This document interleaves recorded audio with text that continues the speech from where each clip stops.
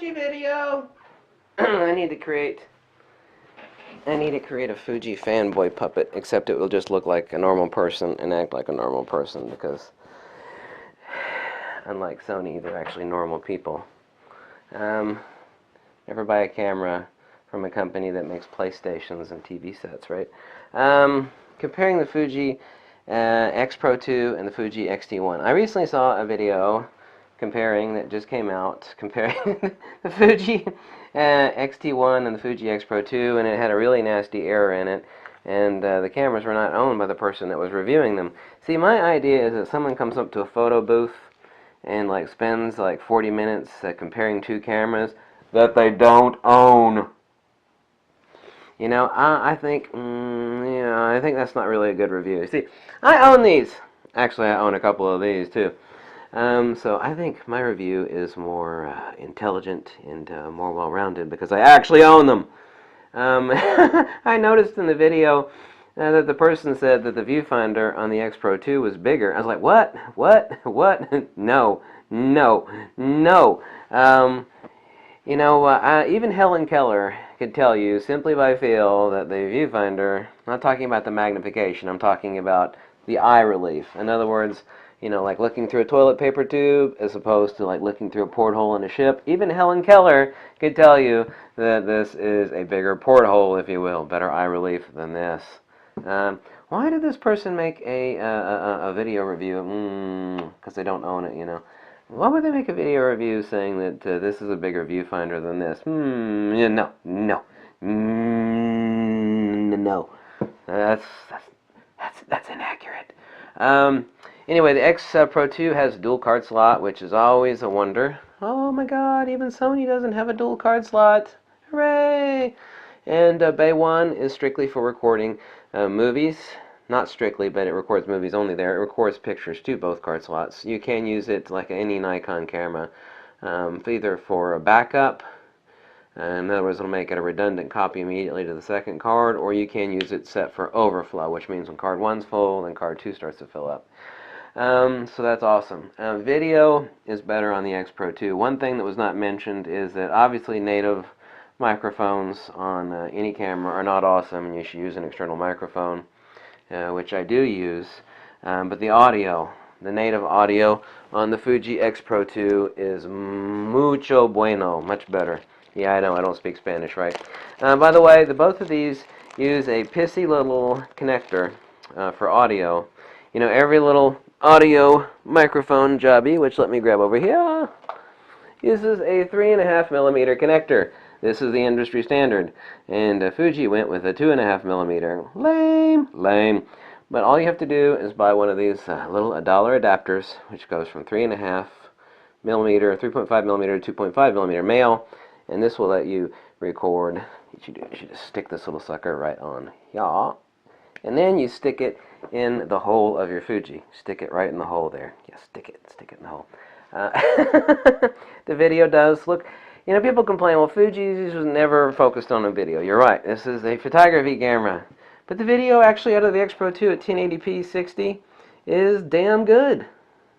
It's actually shockingly good. It makes damn good video. And, it's not meant to be a video camera, but it does take damn good video. So the X-T1 does have a bigger viewfinder. The X-T1 does have a flippy screen. The X-PRO2 does not have a flippy screen. Cannot remove and articulate any flippy screen on the X-PRO2. The X-T1, I'm a hardcore slut for vertical grips because I absolutely love them. They're just the bee's knees, the cat's ass. I absolutely love them. The ergos on the X-T1 are about, let's be scientific here. They're about 10,000% better on the handheld ergos on the X-T1 as opposed to the X-PRO2. One thing I absolutely love on both of these cameras is my little handmade wrist straps, which is very, very comfortable. I was never a super huge rangefinder fan, but the X-PRO2 is lovely in more ways than one. Not everything's about the specifications. I mean, you can read down the spec chart, but you will never find out, unless you actually handle and own the cameras, that the ergos in the X-T1 are just exquisite. The X-PRO2 has I came it wrong, has far better continuous autofocus than the X-T1. The manual controls on the X-T1 are exquisite. The X-PRO2 layout is actually better on the menu screen, to be certain. Both of these are completely magnesium chassis cameras. Both of them are made in Japan. Hey! You know, not made in China. You know, not cheap plastic crap made in China. Awesome stuff made in Japan. Hey! Huh! No, I'm not making fun of the Japanese. I'm complimenting them. Japanese quality. Hey! American quality. And Chinese quality. Like plastic crap. Slave labor. Chinese plastic crap slave labor. I didn't say that. I'll edit that in post-production. So anyway, that's a quick rundown of the X-PRO2 and the X-T1. And remember, a serious mistake that novice photographers make, and I mean serious, is that they're constantly comparing specs. Well, this one's got 2 more quantum points than the older model. It's like, so what? You know? Stop trying to base your camera purchase solely upon specifications. The ergonomics on this are 10,000 times better. The specifications on the X-PRO2 are certainly better. This one has a ginormous viewfinder. It's got enormous eye relief. X-PRO2 does not. Continuous autofocus on the X-PRO2, fabulous. Certainly far better than the Fuji X-T1. But they are coming out with the X-T2. Here, they're going to announce it in June or July, and that means it'll be available for in August or September, something like that. Basically, what it's going to be is this is probably going to be a hair thicker. It might be the same thickness. It'll be exactly like this, exactly, except it'll have the guts from the X-PRO2 in the X-T2. It will, of course, even have an improvement over the continuous autofocus of the X-PRO2 in the X-T2. There'll be some other minor improvements, and they're definitely going to improve the menu buttons on the back, which are recessed for people with fingernails. This is something everybody's always complained about.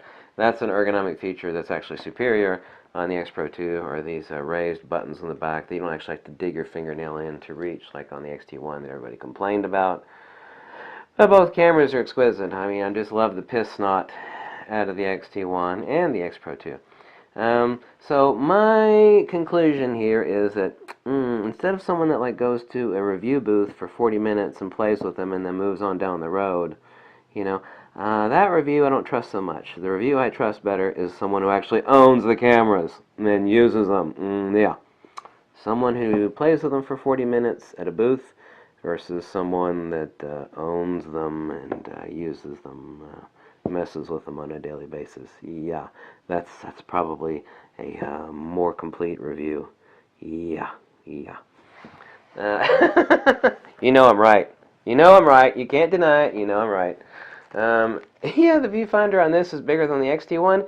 No. No. Let's just chalk that one up to a verbal mistake. You know, we all make them. We all make mistakes. If you owned the camera, you might not have made it, however. So, welcome to another video from Fuji. Catch you later. I've had too much caffeine. If you like this video and drop me a buck or two, or go tell me to have intercourse with an aardvark. Whatever makes you happy. I'll catch you cats later. Bye. Bye.